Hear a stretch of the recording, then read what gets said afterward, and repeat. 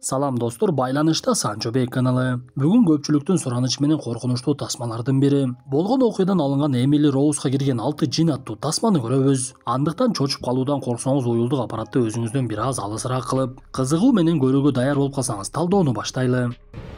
Назови свое имя, демон!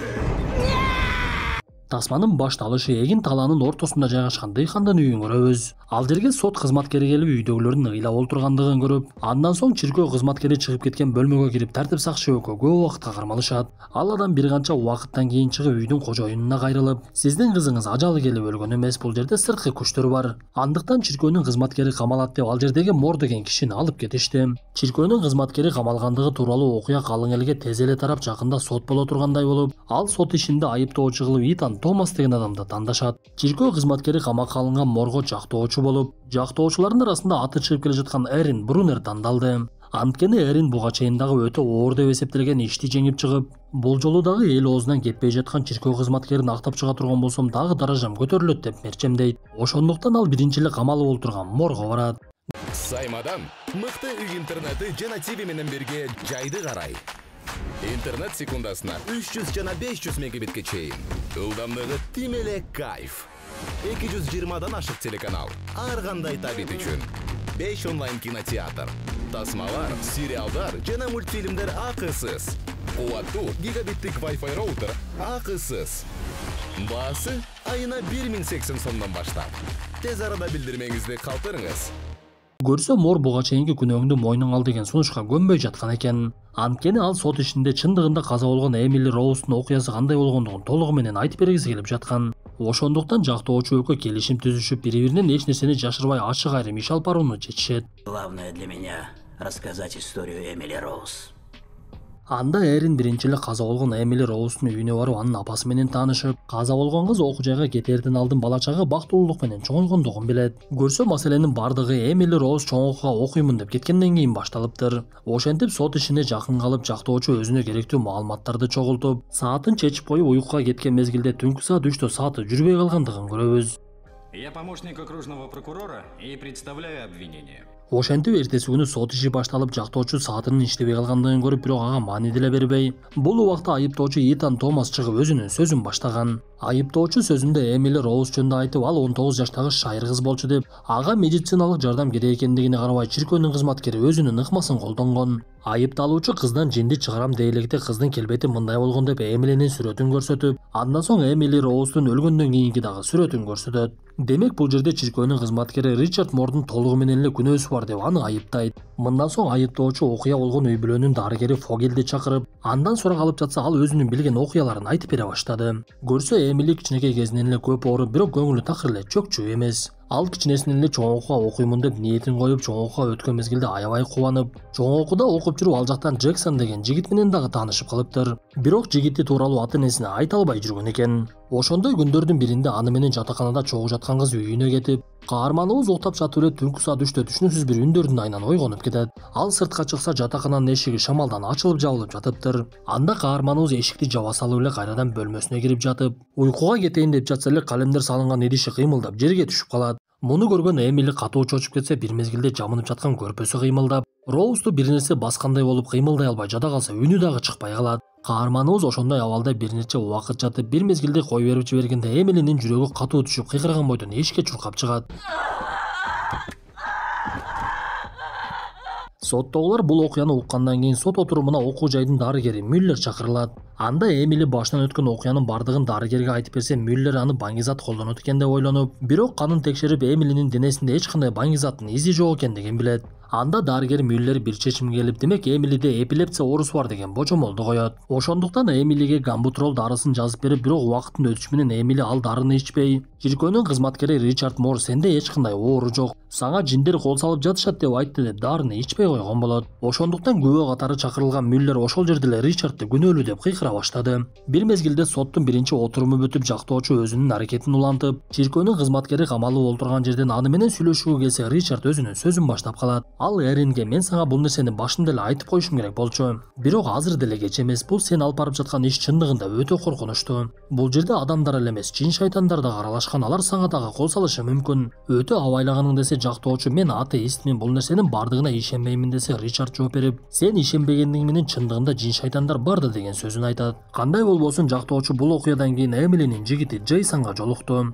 Анда Джейсон дагы өзүнүн Эмили тууралуу билгендигин айтып бере баштайт. Көрсө Эмили менен акыркы окуя болгондон кийин аны ооруканага жаткырышып, бирок Эмили ал жерде дагы тынч жата албай көзүнө ар нерсе көрүнүп, денеси карыша баштайт. Зыягы ошол учурда Эмилиге жин кирген окшойт эле. Анткени ошол окуядан кийин Эмилинин көзүнө адамдар аябай коркунучтуу көрүнүп, кайда барышын билбей акыр аягы чиркөөгө барса деле бул коркунучтар токтогон жок. Джейсон болсо Эмилини издеп, аны чиркөөдөн аябай бир башкача абалда таап, ошого карабай эле Эмилинин жанынан кетпей ага жардам берүүгө даяр экендигин билдирет. Бул сөздөрдү уккан жактоочу Эрин чындап эле бул жолку иши өтө эле башкача экендигин түшүнөт. Ал эле эмес, каарманыбыз эс алуучу жайда сыналгы көрүп олтуруп, буга чейин сот ишинде аракети менен актап чыккан Джеймс Ван Хупер деген адам жөнүндө угуп калат. Көрсө ал адам буга чейин адам өлтүрүүгө шектелип өлүм жазасына тартылмак экен. Бирок Эрин Брунер өтө күчтүү жактоочу болгондуктан ал адамды актаганга мүмкүнчүлүгү жетиптир. Эми болсо ал адам кайрадан эле 3 адамды өлтүрүүгө шектелип түрмөгө камалган болот. Муну уккан каарманыбыз катуу ойлонуп төшөгүнө жатып уктай да калбай, түнкү саат 3 болгон мезгилде аны дагы бир нерсе кабатыр кыла баштайт. Анда Эрин эмне болуп жаткандыгын түшүнбөй үйүнүн ашканасына чыкса, ал жактагы сааты 3 бойдон катып калыптыр. Бир мезгилде эле эшиктердин бири кыйчылдап ачыла баштады. Анда каарманыбыз коркуп кетип эле эшикти жабат дагы чуркап барып ордуна жатып алат. Ошол эле убакта түрмөдө жаткан Ричард дагы тынч уктай албай анын жанына бирөө келе жаткандай байкалып, Ричард дароо эле Библиядагы сөздөрдү окуй баштаса, жанагы көлөкө жок болуп кетет. Эртеси күнү соттун кийинки отуруму башталып, түнү жакшы уктай албаган Эрин 17 мүнөт кечигип келип, соттон кечирим сурап иш чара башталып, бул жолу күбө катары психолог дарыгер Брикс келет. Көрсө Брикс Эмилинин денесин изилдеп, анын өлүмүнүн себебин айтканы келиптир. Анда айыптоочу суроолорду берсе, Брикс жооп берип, Эмили ачкалыктан жана өзүнө өзү соккуларды өткөрүп физикалык зыян келтиргендиктен өлүптүр. Анын денесиндеги мүчөлөр кезеги менен иштен чыга берген. Мен дагы буга чейин айтып кеткен дарыгер Мюллерге толугу менен кошулам, ал дарыланыш керек болчу. Эмилиде бир эле эпилепсия эмес, психологиялык дагы оорулар болгон. Гамбутролду ичүүнү улантыш керек болчу деп анын дагы сөзү толугу менен эле чиркөөнүн кызматкерине каршы болду. Ошентип бул күндүк дагы сот отуруму аяктап, Эрин каарманыбыздан кечирим сурап, мен түнү жакшы уктай албадым, өзүнчө эле чырактарым дагы өчүп кала берди. Эртең менен уктап калыптырмын, кечиккендигим үчүн кечирим сураймын десе, Ричард ага жооп берип, демек алар сизге дагы кол сала баштаптыр, абайлаңыз деген сөзүн айтат. Они взялись за вас. Кандай болбосун соттун жүрүшүндө Эрин жеңилип бара жаткандыгын байкап, жин шайтандарга ишенбегендигине карабай, жардамчысы менен сүйлөшүп олтуруп, балким биз бул жумушка башкача көз караш менен барабыз. Азыр айыптоочу тарап Эмилини оорусунун айынан өлгөндүгүн далилдеп жатат. Биз болсо далилди толугу менен эле тескерисинче кылышыбыз керек. Балким ага чындап эле жин киргендир, ушул тууралуу изилдебейлиби? Бирок биз башка чиркөө кызматкерлерин сот отурумуна алып келүүбүзгө уруксат беришпейт. Ошондуктан бул жин шайтандарга илимий тараптан көз карашы бар адамды табышыбыз керек. Башка аргабыз жокко деп бир чечимге келишип, эртеси күнү сот башталат. Бул жолу сот отурумунда жактоочу Эриндин күбөлөрү чыга башташкан эле. Биринчи болуп Эмилинин жигити Джейсон чыгып окуяны айтып бере баштайт. Алар дайыма Эмилинин жанында жүрүп, бирок Эмили акыркы күндөрү такыр эле тамактанбай, алар мага тамактанууга уруксат бербей жатышат деген сөздөрүн дагы айтыптыр. Анан дагы Джейсон бир күнү эртең менен туруп Эмилини өтө коркунучтуу абалда көрөт. Ушул окуядан кийин Джейсон Эмилинин ата-энесине коңгуроо кылып, аны үйүнө жеткирип, Эмили кайрадан эле ата-энесинин үйүндө жашап, окуусу дагы калып кетет. Бирок күн өткөн сайын кыздын абалы оорлошуп, ал үй бүлө мүчөлөрүн дагы коркутуп, сиңдилеринин бири Элис эжесинин бөлмөсүндө курт-кумурскаларды жеп жаткандыгын дагы көрүп калат. Көрсө, ошол окуялардан кийин Эмилинин атасы чиркөө кызматкери Ричард Морду чакырган экен. Ал келсе, Эмили башкача үндөр менен сүйлөп, чиркөөнүн кызматкерине кайрылып, "Сен эмне мени бул денеден чыгарам деп ойлоп жатасыңбы? Колуңдан келбейт. Кана аракетиңди көрчү" деп Ричардты шылдыңдап дагы коет. Бул болуп жаткан окуялардын бардыгын сотто күбө болуп чыккан Эмилинин атасы айтып берип жаткан болчу. Биз ушул жерде айыптоочу Томастын дагы өтө күчтүү экендигин билебиз. Анткени ал Эмилинин атасына суроолорду салып, эгер сиз көчөдөн бирөөнүн курт-кумурскаларды жеп атканын көрсөңүз, аны келесоо деп ойлойсузбу же ага жин кирип алды деп ойлойсузбу? Оюңуз кандай десе, Эмилинин атасы келесоо деп ойлоймун деп жооп берет. Анда Томас кайрадан суроо салып, эмне үчүн анда кызыңызды келесоо деп ойлобой ага чиркөөнүн кызматкерин чакырдыңыз? Балким ага дарыгерлер керек болчу, жин киргенин кайдан билдиңиз десе, Эмили Эмилинин атасы эмне деп жооп беришин билбей калат.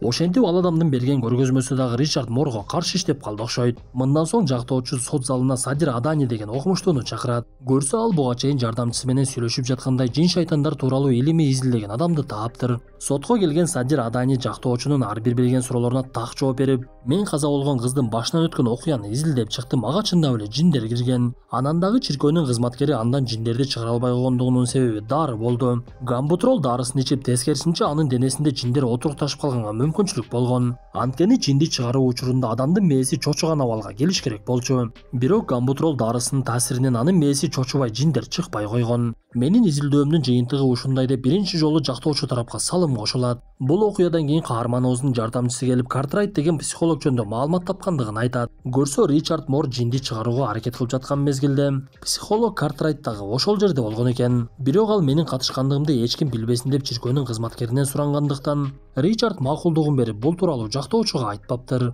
Анда Эрин Картрайт тууралуу маалыматты абага жолукканы барып, Картрайттын аябай эле чочуп калгандыгын көрөт. Көрсө ал Ричард кызмат кылган чиркөөгө сыйынганы барып, аны менен жакшы тааныш экен эле. Ошондуктан Ричард аны күбө болсун деп чакырган болот. Бирок Картрайт мен мындай болгондо бармак эмесмин, анткени ал кызда эч кандай оору жок. Анткени мен эпилепсия жана шизофрения оорусу менен ооругандар менен иштешип жүрөмүн. Ал кызда бөтөн бир нерсе бардай десе Эрин андан суранып, сиз сотко келип күбө болуп бериңиз десе дарыгер макулдугун берет. Анан дагы ал каарманыбызга буну мага Ричард берди эле деп үн жазуучу аппаратты таштап кетти.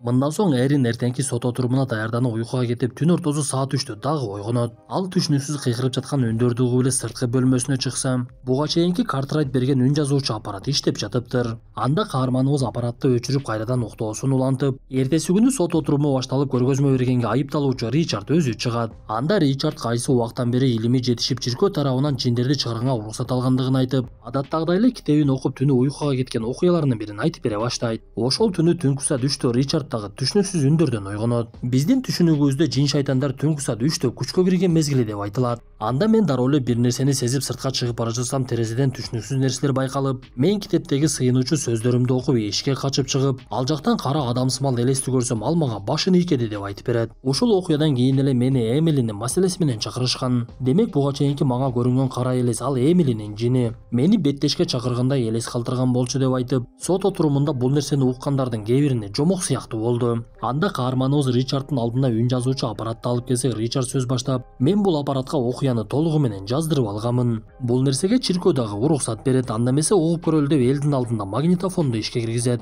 С нами будет говорить не Эмили. Ошентип сотто жазылган үндөр угулуп, биз үн жазылып жаткан окуяны көрө баштайбыз. Анда Эмили жин чыгаруу иш-чарасына өзү макулдугун берип, ал жерде Эмилинин атасы, жигити Джейсон жана дарыгер Картрайт да катышыптыр. Бул убакта үйдүн биринчи кабатында Эмилинин апасы 3 кызы менен отурган. Анда Ричард колун байлагыла деп буйрук берип, бир мезгилде бардыгы биригип алып Библия китебин ачып окуй башташып, ошол мезгилде Эмилинин көзү карарып эле жиндин келгендигин көрөбүз. Ал бир колун чечип эле атасын ыргытып жиберип, силердин колуңардан эчтеке келбейт деп экинчи колун чечет дагы терезеден секирип качат. Кыздын артынан колаган каармандарыбыз аны атканадан кармашып, кайрадан байлап салышып, Ричард Мор кайрадан эле китебин окуп, кыздан жинди чыгаруунун аракетин көрө берет. Бирок анын аракетинен эч кандай майнап болгон жок. Эмили кыйкырган сайын ал жердеги аттар дагы коркушуп, дарыгер Картрайттын такыр эле жүрөгү түшүп, бир мезгилде Эмили 1 2 3 4 5 6 деп эле санай баштайт. Анан дагы жин сүйлөгөндө бир үн менен эмес эле ар башка үндөр менен сүйлөп жатты. Көрсө анын денесине бир эмес дээрлик 6 жин кирип алган экен. Анда Ричард мындай уланта берсек Эмилини өлтүрүп алабыз деп коркуп китеп окуусун токтотуп коёт. Бул окуяларды сот отурумунда түшүндүрүп берип жаткан каарманыбыз сөзүн улантып, андан кийин дагы Эмили такыр эле тамак жебей, тамак жегенге канчалык аракет кылбасын ичинде бир нерсе тоскондой болуп, анан дагы өзүнүн денесине өзү зыян келтирип, кээде дубалдарды сүзгүлөп катуу нерселерди тиштегилей берчү. Ал денесиндеги жаракаттардын бардыгын ошентип өзүнө өзү кылган деп айтып берет. Ошентип бул жолу дагы отурум бүтүп, жактоочу эртеси күнү көргөзмө бергенге Картрайтты чакырмак. Ошондуктан каарманыбыз Картрайтка жолукканы барса, ал бир нерседен корккондой болуп, Ричардка жеткирип коюңчу, мени кечирип койсун, мен силерге көргөзмө бере албаймын. Анткени мен жин шайтандардын бар экендигине толугу менен ишенип калдым деп каарманыбыздын артынан бир нерсени көргөндөй болуп, жүрөгү түшүп эле арткага жылып бара жатса, аны унаа сүзүп кетет. Ошентип эң башкы көргөзмөнү бере турган адам өлүп калып, Эрин кайгыга батып калды. Анткени ал Картрайттын жардамы менен бул сотту дагы жеңип чыгам деген толук ишеними бар болчу. Эми болсо аракетинин баары текке кетип, ал эле эмес башчысы келип аны урушуп, эгер бул сотто жеңип чыкпасаң жумуштан айдаласың деген дагы сөзүн айтат. Бирок Ричард Мор жактоочуга күч-кубат берип, биздин максатыбыз соттон утуп чыгыш эмес го. Биз башкысы Эмили Роуздун окуясын элге жеткиришибиз керек. Ошондуктан эртеңки сот отурумунда мени дагы көргөзмөгө чакыргының. Менде Эмили өлөр алдында мага жазган каты бар, ошону элдерге окуп беремин. Эч кабатыр болбо, аракетиң текке кетпейт деп каарманыбызга күч-кубат берет. Ответ даст Эмили в своем письме. Ошентип эртеси күнү Ричард сотто катты окуй баштап, биз эмне үчүн Ричард Эмилиден дагы бир жолу жинди чыгарууга аракет кылбагандыгын жана Эмили өмүрүнүн аягына чейин кыйналып өлгөндүгүн түшүнөбүз. Көрсө кыз бир күнү түшүндө эшикке чыгып периштени көрөт. Периште Эмилиге кайрылып, сен кааласаң азыр мени менен кетсең болот, кааласаң калсаң болот, бирок жиндердин алтоо тең сенин денеңден чыгышпайт. Сен өлгөнгө чейин аябай эле кыйналып жашайсың. Бирок сенин окуяң далай адамдарга жетип, көпчүлүгү сенин айыңдан динди кабыл алышат. Анткени адамдардын көбү периштелерге дагы жиндерге дагы Кудайдын бар экендигине дагы ишенишпейт. Сен жаратканыңдын алдында кызмат кылууга даярсыңбы десе, Эмили дароо эле макулдугун берип, ушул түштү көргөндөн кийин Ричард Мурга эми денесиндеги жинди чыгаруу үчүн окутууга каршы экендигин айтыптыр. Ошентип окулуп жаткан кат аягына чыгып, бул убакта сот иши дагы бүтүп калган болчу. Анда айыптоочу дагы жактоочу дагы өздөрүнүн жыйынтыктоочу сөздөрүн айтышып, эртеси күнү соттун чечими чыгып, Эрин канчалык аракет кылбасын Ричард Мор күнөөлүү деп табылат. Виновным в убийстве по неосторожности. Бирок сот башталып аягына чыккычанда Ричард түрмөдө олтургандыктан, ага айып кылып буга чейинки түрмөдө олтургандай убакыт берип, бирок ал убакты олтуруп бүттү деп эсептешип, сотто күнөөлүү деп табылып, бирок кайрадан эле эркиндикке чыгат. Вы виновны, отец Мор. И вы свободны. Ошентип каармандарыбыздын кайгысы бир заматта эле кубанычка айланып, Эрин бурун эле ийгиликке жеткендигин түшүнүп, буга чейин иштен айдап жиберем деп жаткан башчысы ага келип мактай баштайт. Анан дагы мен сени жумушуңдан көтөрөм десе, Эрин ал нерседен баш тартып, бул окуяга чейин бир гана акчаны жана жумушту ойлонуп жүргөн Эринден өзгөрүп калгандыгы байкалат. Тасманын аягында эки каарманыбыз Эмили Роуздун мүрзөсүн зыярат кылганы келгендигин көрөбүз. Мүрзөдө болсо жаратканыңардан коркуу менен кечирим сурала деп жазылып турган эле. Достор, ушундай мүнөттөр менен бүгүнкү тасмабыз дагы аягына чыкты. Тасма жакса мыкты белгисин басып, оюңуздарды сөзсүз калтыра кетиңиздер. Анда эмесе кийинки тасмадан жолугушканча ден соолукту жакшы карап, денебизди жана жүргөн жерибизди ар дайым таза кармап, жин шайтандардан сактаналы.